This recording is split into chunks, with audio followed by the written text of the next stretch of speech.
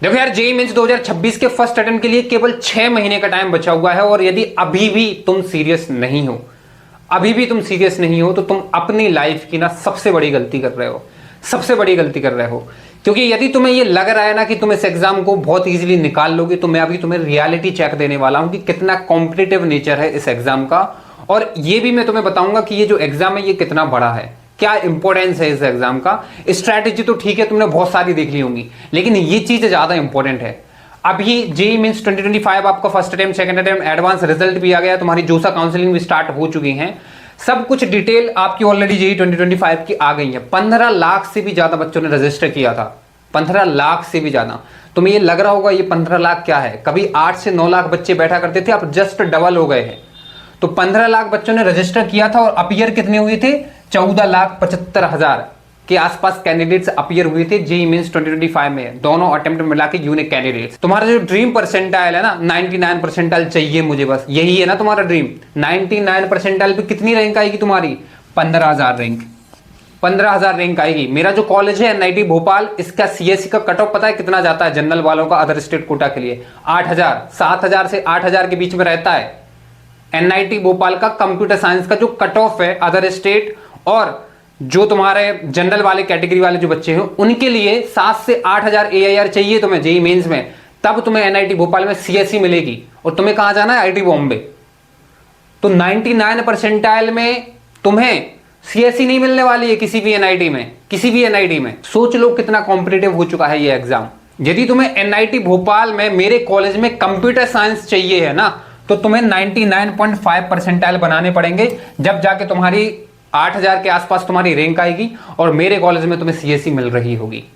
मेरी कॉलेज की जो एनआईआरएफ है अभी जो चल रही है वो 72 है, समझ में आ रहा है कि नहीं।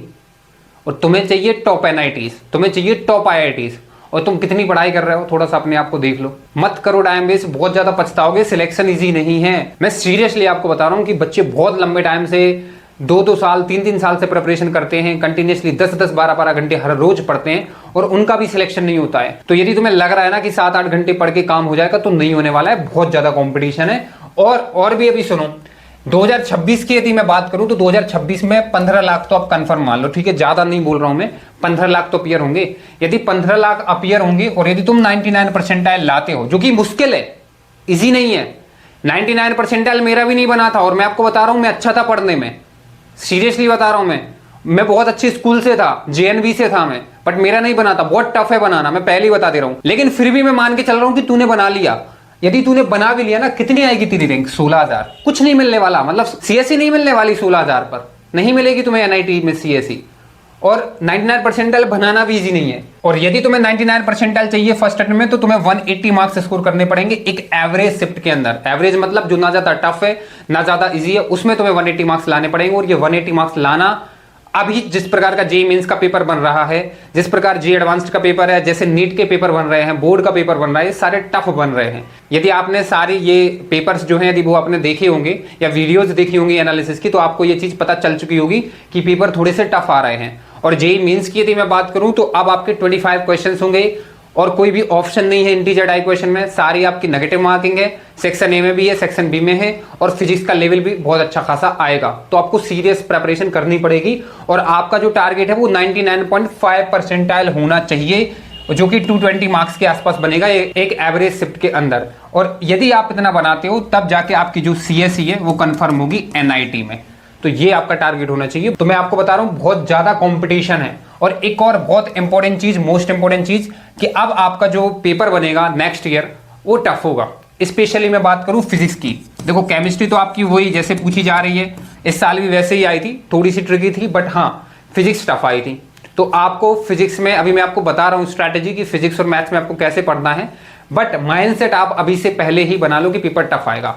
अच्छा देखो, पेपर टफ आएगा तो इससे आपको डरना नहीं है, क्योंकि आपको ये चीज समझना काफी ज्यादा जरूरी है कि यदि पेपर इजी आता है तो ये जितने भी 15 लाख कैंडिडेट्स अपीयर हुए हैं सबके लिए वो पेपर इजी होगा, और यदि पेपर टफ है तो सबके लिए वो टफ होगा। एंड हेंस आपका जो कंपटीशन है वो इजी और टफ पे डिपेंड नहीं करता है। देखो चीजें कब बदलती है, चीजें जब बदल जाती हैं जब आपके साथ पार्शियलिटी हो रही है, मतलब किसी को इजी मिल रहा है किसी को टफ मिल रहा है, तो चीजें वहां पे बदलती हैं। बट सिंस यदि आपका पेपर टफ होगा तो वो सबके लिए होगा, और आपका जो परसेंटाइल होता है वो आपकी शिफ्ट वालों के साथ कैलकुलेट किया जाता है। तो शिफ्ट में तो आपका एक ही पेपर रहेगा। देखो इजी और टफ में बस डिफरेंस इतना आ जाता है कि जब पेपर इजी होता है तो आप करके आते हो, आपको लगता है कि चलो रिजल्ट आ सकता है, और कहीं ना कहीं एक आध अच्छा रिजल्ट आ जाता है। लेकिन यदि टफ है और आप पे पहले ही 5 क्वेश्चन नहीं बने तो पेपर तो खत्म हो गया।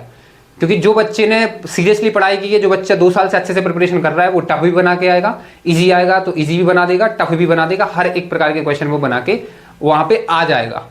ठीक है, तो यदि पेपर टफ भी होता है तो डेफिनेटली आपके मार्क्स वर्सेस परसेंटाइल कम हो जाते हैं। जैसे यदि अभी मैं आपको एग्जाम्पल दूं तो आपका जो नीट का जो पेपर है, मैं आपको मेरे ही दोस्त का एक रिजल्ट बता रहा हूं। ठीक है, मेरा एक दोस्त है, अभी इस साल उसका नीट में सिलेक्शन हो गया है, तो उसके 500 नंबर हैं इस साल नीट के पेपर में। उसकी जो रैंक आई है वो 50K के आसपास है। ये मैं 2025 वाले नीट पेपर की मैं बात कर रहा हूं, क्योंकि पेपर बहुत टफ आया था नीट का।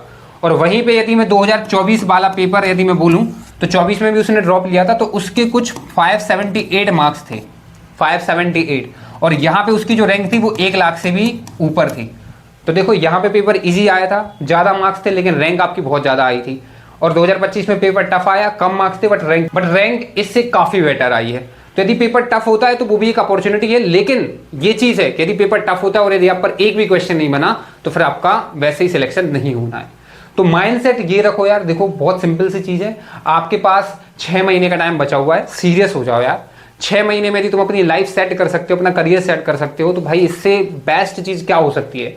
एक बार सोच के देखो, तुम्हारे पास 6 महीने हैं और 6 महीने में तुम्हारा फर्स्ट अटेम्प्ट अच्छा जाता है, फर्स्ट अटेम्प्ट अच्छा जाएगा तो जी एडवांस सेलेक्ट हो जाओगे, डेफिनेटली हो जाओगे। तो तुम एक बार सोच के देखो कि 6 महीने में यदि तुम अपना करियर सेट कर सकते हो तो इससे बेस्ट चीज क्या हो सकती है। सोच के देखो, एक बार सोचोगे ना तो तुम्हें सच में समझ में आएगा कि 6 महीने में ना मेरी ये जॉब ऑफ की जो प्रॉब्लम है ये हट जाएगी, तो मैं 6 महीने क्यों ना हर एक चीज छोड़ के सिर्फ पढ़ाई करूं। तो सीरियस हो जाओ, और अभी तुम्हें अभी टारगेट करना है अपने फर्स्ट अटेम्प्ट को, उसमें आपको अच्छे नंबर लाना है।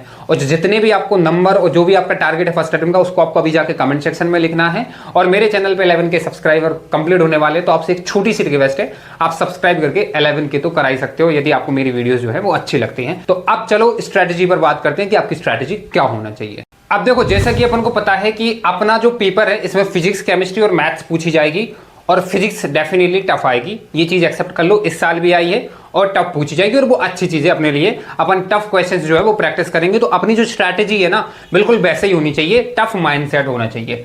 तो सबसे पहले तो आपको देखो जो लेक्चर्स देखने हैं ना वो आपको एडवांस लेवल के देखने हैं यार, क्योंकि टीचर यदि आपका अच्छा नहीं होगा तो फिजिक्स और मैथ्स में आप क्वेश्चंस नहीं बना पाओगे। टीचर बहुत ज्यादा मैटर करते हैं। आप पीडब्ल्यू में ज्वाइन है, आप सलीम सर से देखते हो, एडवांस लेवल टीचर हैं, आशीष अग्रवाल सर से मैथ्स देखते हो, एडवांस लेवल टीचर हैं, तो पीडब्ल्यू पे आप बिल्कुल ट्रस्ट कर सकते हो, सारे टीचर्स अच्छे हैं। यदि आपको लगता है कि आपके कोचिंग के टीचर नहीं अच्छे, आप किसी XYZ कोचिंग में हो और यदि नहीं है तो आप फिर मोहित त्यागी सर के चैनल पे जाना और ABG सर के लेक्चर्स ब्लाइंडली फॉलो कर लेना, वो एडवांस लेवल तक के हैं। क्योंकि अब आपकी जो मेंस की जो फिजिक्स होगी वो भी अच्छी खासी आती है, तो जो लेक्चर्स की जो क्वालिटी है वो अच्छा होना काफी ज्यादा जरूरी है। अच्छा, एक और चीज है कि जो फिजिक्स है, तो फिजिक्स में यदि मैं क्लास 11th की मैं बात करूं तो क्लास 11th का जो 80% पोर्शन है वो मैकेनिक्स का है, और मैकेनिक्स से करीबन 10 क्वेश्चन आपके पेपर में पूछे जाएंगे। तो मैकेनिक्स को आप जरूर देख लेना। यदि टीचर्स आपको अच्छे नहीं मिले अपनी कोचिंग में तो आप ABG सर को मैकेनिक्स में तो ब्लाइंडली फॉलो कर लेना, ट्रस्ट मी, बहुत अच्छे से उन्होंने मैकेनिक्स कवर की है यूट्यूब पर। इसके बाद अब बात करते हैं कि चलो ठीक है, लेक्चर्स मैंने एडवांस लेवल के देख लिए, मुझे प्रैक्टिस कैसे करनी है वो आप मुझे बता दो। सबसे पहली चीज तो आपको फिजिक्स डेली प्रैक्टिस करनी है। आप 30 से 40 क्वेश्चन एटलीस्ट फिजिक्स के हर दिन लगाओ, और वो रिदम में आपके रहना चाहिए, कंसिस्टेंसी आपकी छूटना नहीं चाहिए। फिजिक्स में आपको रोज 40 के आसपास क्वेश्चन जो है वो सॉल्व करने हैं। कैसे करने हैं, मेरी बात को ध्यान से सुनो। देखो, आपको ये चीज भी माइंड में रखनी है कि आपके पास केवल 6 महीने का टाइम है, बहुत ज्यादा समय आपके पास नहीं है फर्स्ट अटेम्प्ट के लिए, तो उसी के हिसाब से मैं स्ट्रैटेजी आपको बता रहा हूं। सबसे पहले तो आपको DPPs जरूर सॉल्व करने हैं। DPPs आप इसलिए सॉल्व करो क्योंकि आपके टॉपिक वाइज लेक्चर्स रहते हैं और DPPs भी आपको टॉपिक वाइज मिलते हैं, तो आप DPP जरूर करो। इसके बाद आपको PYQs करने हैं, लेकिन आप अपने मॉड्यूल्स के सॉल्व एग्जाम्पल की भी हेल्प ले सकते हो यदि आप डायरेक्टली PYQs नहीं कर पाते हो तो। मतलब DPPs करो, मॉड्यूल्स के सॉल्व एग्जाम्पल करो। अब सिंस आपके पास इतना टाइम है नहीं कि आप मॉड्यूल्स की सारी एक्सरसाइजेस सॉल्व कर पाओ, इसलिए आप PYQs करो, क्योंकि PYQs मॉड्यूल से ज्यादा इंपॉर्टेंट है और आपके पास टाइम कम है। तो DPPs और सॉल्व एग्जाम्पल के बाद आप PYQs को कर सकते हो। अच्छा, इसमें इंपॉर्टेंट चीज ये है कि आप थोड़ा सा पीवाईक्यूज का एनालिसिस देख लो। ये केवल मैं फिजिक्स सब्जेक्ट की मैं बात कर रहा हूं, केवल फिजिक्स की। जो 2019 और 20 के जो पेपर्स थे पीवाईक्यूज वाले फिजिक्स में, वो आपके टफ थे। और सिंस आपका 2026 का फिजिक्स का पेपर भी टफ होगा, तो आपको 19 और 20 के पीवाईक्यूज जरूर प्रैक्टिस करने हैं, ज्यादा नहीं है, आप बहुत आराम से कर सकते हो। 21 और 22 और 23 के इजी से मॉडरेट थे, 2024 के इजी थे, 2025 के मतलब जो भी इस साल पेपर हुआ है वो आपके मॉडरेट से टफ आए थे। तो आप क्या कर सकते हो, जैसे ही मैंने आपको यहाँ पे बोला है कि आपको पीवाईक्यूज करना है, तो आप सबसे पहले 2024 के करो, क्योंकि वो इजी थे, आपका कॉन्फिडेंस बिल्ड हो जाएगा। इसके बाद आप थोड़े बहुत 21 के लगा सकते हो, फिर आपको 19, 20 और 25 के जरूर लगाना है, क्योंकि ये मॉडरेट से टफ कैटेगरी में थे। और आपका जो 2026 का जो पेपर होने वाला है उसमें फिजिक्स आपकी टफ ही पूछी जाएगी, आप यही माइंडसेट बना लो। तो आप हर तरीके से प्रैक्टिस कर सकते हो, मैंने आपको बता दिया है यहाँ पे।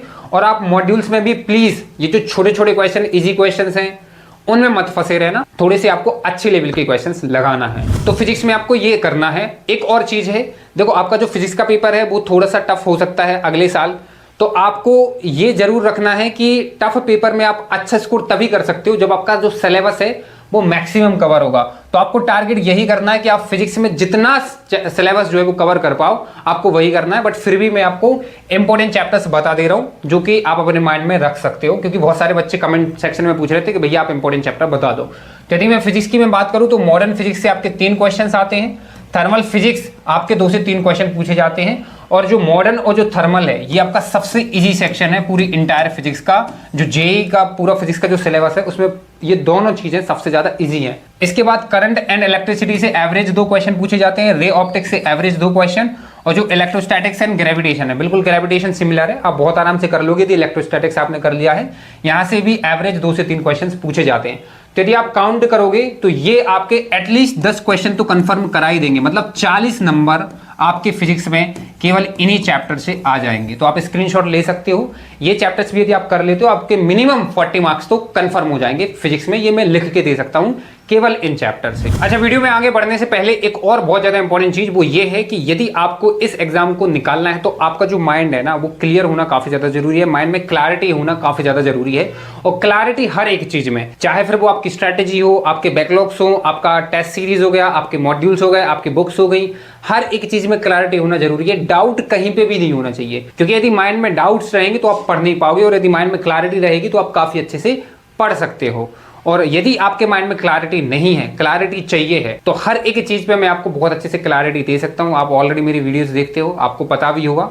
आप मुझसे पर्सनली कनेक्ट हो सकते हो मेरी पर्सनल मेंटोरशिप में। 20% मैंने ऑफ भी कर दिया है, अनलिमिटेड कॉल सपोर्ट है, अनलिमिटेड व्हाट्सएप चैट सपोर्ट है, आपको डेली टारगेट्स मिलेंगे, आपको मैं प्रिंटेबल टाइम टेबल दूंगा, आपको फिजिक्स, केमिस्ट्री और मैथ्स के बेस्ट शॉर्ट नोट्स दूंगा, बेस्ट लॉन्ग नोट्स भी दूंगा मैं सारे चैप्टर्स के। और काफी ज्यादा फीचर्स हैं, आप डिस्क्रिप्शन में मैंने लिंक दे रखी है, उसमें मैंने वीडियो भी अटैच कर रखी है, आप उस वीडियो को देखोगे तो आपको और भी फीचर्स के बारे में पता चलेगा। तो लिंक डिस्क्रिप्शन में आप एक बार जरूर चेक कर लो। यदि मैं केमिस्ट्री की बात करूं तो अभी रिसेंटली आपका जेईई मेंस 2025 जो है वो आपका खत्म हुआ है, जेईई एडवांस भी आपका हो गया है। टोटल जो जेईई मेंस में जो शिफ्ट अभी कंडक्ट हुई थी इस साल, वो 19 शिफ्ट आपकी हुई थी, आपका जनवरी अटेम्प्ट और अप्रैल अटेम्प्ट दोनों को मिला के। इन 19 शिफ्ट्स में यदि आप देखोगे तो ऑर्गेनिक से टोटल 156 क्वेश्चंस पूछे गए थे, एवरेज आपका 8 बनता है। इनऑर्गेनिक में 132 क्वेश्चंस, एवरेज आपका 7 बनता है। और फिजिकल में आपके 156 क्वेश्चंस, एवरेज आपका 10 बनता है। आप ये देखोगे कि जो ऑर्गेनिक है और जो फिजिकल है, यहां से आपके ज्यादा क्वेश्चंस आ रहे हैं, इनऑर्गेनिक के 7 क्वेश्चंस है, मतलब यहां से कम आ रहे हैं। ये आप गलत हो, क्यों? क्योंकि इनऑर्गेनिक में वैसे ही कम चैप्टर्स है, और ऐसा है कि ये एवरेज है, कभी कभी आपकी फिजिकल भी ज्यादा हुई है, कभी कभी आपकी ऑर्गेनिक भी ज्यादा हुई है। तो मैं यहां पे ये बताना चाह रहा हूं कि आपके तीनों सेक्शन इक्वली इंपॉर्टेंट है। देखो वैसे तो आपको पूरा ही करना है, और केमिस्ट्री तो ऑलमोस्ट आपको सारी ही करनी है, मेंस के लिए भी और एडवांस के लिए। लेकिन मैं ये सब क्यों बता रहा हूं, क्योंकि आप ये चीज समझो कि आपकी जो इनऑर्गेनिक केमिस्ट्री है, यदि मैं 95% एस्पिरेंट्स को कंसिडर करूं इंक्लूडिंग मी, तो जो इनऑर्गेनिक केमिस्ट्री है वो आपका सबसे इजी सेक्शन होता है इन तीनों सेक्शन में। और जो फिजिकल केमिस्ट्री है ये आप मॉडरेट मान सकते हो, और जो आपकी ऑर्गेनिक केमिस्ट्री है ये आपकी सबसे ज्यादा टफ होती है। मोस्टली जो जेईई एस्पायरेंट्स होते हैं उनको ऑर्गेनिक टफ लगती है।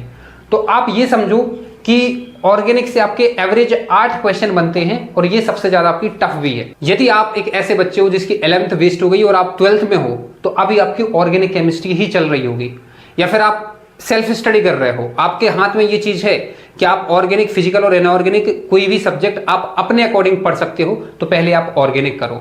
ड्रॉप ईयर में हो, डबल ड्रॉपर हो और आपकी जो कोचिंग है उसमें ऑर्गेनिक केमिस्ट्री चल रही है, तो पे योर 101% अटेंशन, क्योंकि जिस बच्चे की ऑर्गेनिक स्ट्रांग है उस बच्चे की केमिस्ट्री स्ट्रांग होती है, और जिसकी केमिस्ट्री स्ट्रांग है उसकी एनआईटी तो फिक्स होती है, उसकी एनआईटी तो फिक्स होती है। और मैं एक और बात बता दूं कि जे एडवांस में भी सबसे ज्यादा आप पर केमिस्ट्री बनेगी, सबसे ज्यादा केमिस्ट्री बनेगी। और केमिस्ट्री यदि आप पर बनती है मेंस में, एडवांस्ड में, तो ये कॉन्फिडेंस देती है। कॉन्फिडेंस जब आपके पास आता है तो फिजिक्स और मैथमेटिक्स ऑटोमेटिकली अच्छी हो जाती है। और एक और चीज है, जब आप जेईई मेंस के मॉक टेस्ट लगाओगे सबसे पहले आप केमिस्ट्री को अटेम्प्ट करोगे। केमिस्ट्री यदि आप पर बन गई तो मॉक टेस्ट में भी ये कॉन्फिडेंस देगी और फिजिक्स ऑटोमेटिकली बनेगी, मैथमेटिक्स ऑटोमेटिकली बनेगी। तो बहुत इंपॉर्टेंट होता है केमिस्ट्री का ये सेक्शन।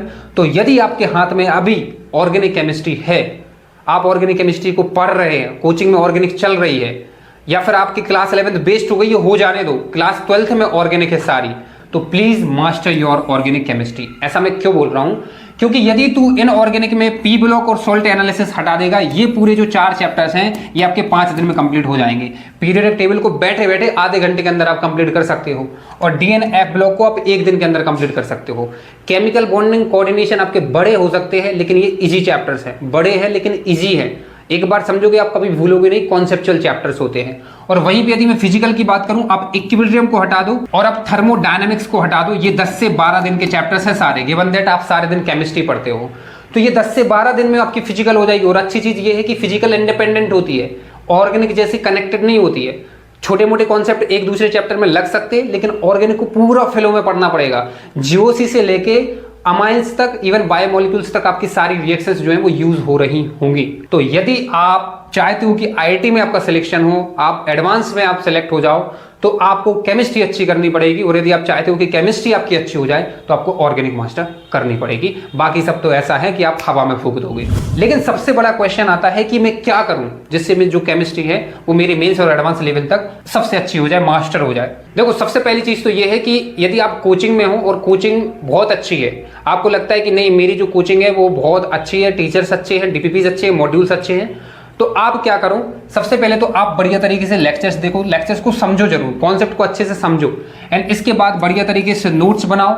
नोट्स में मैंने ऑलरेडी बता दिया है कि नोट्स कैसे बनाना है, मैंने जो पिछली वीडियो उसमें बताया था नोट्स कैसे बनाना है, इसकी लिंक मैं डिस्क्रिप्शन में दे दूंगा, तो आप वहां पे जाके इस नोट्स की वीडियो देख लेना। तो आपको नोट्स बनाना है, एंड इसके बाद सिंस आपकी कोचिंग अच्छी है, आपको डीपीपीज जरूर मिलेंगी, तो आपको डीपीपीज करना है और मॉड्यूल्स करना है। एंड इसके बाद लास्ट 3 ईयर्स की आप पीवाईक्यूज करो, 23, 24 और 25 वाले, बस 3 साल की पीवाईक्यूज आपके लिए सफिशिएंट है, क्योंकि आप डीपीपीज और मॉड्यूल्स करते हो। तो इतना आपको करना है। कुछ चैप्टर्स में एनसीईआरटी जरूरी है, वो मैं अभी आपको बता दूंगा।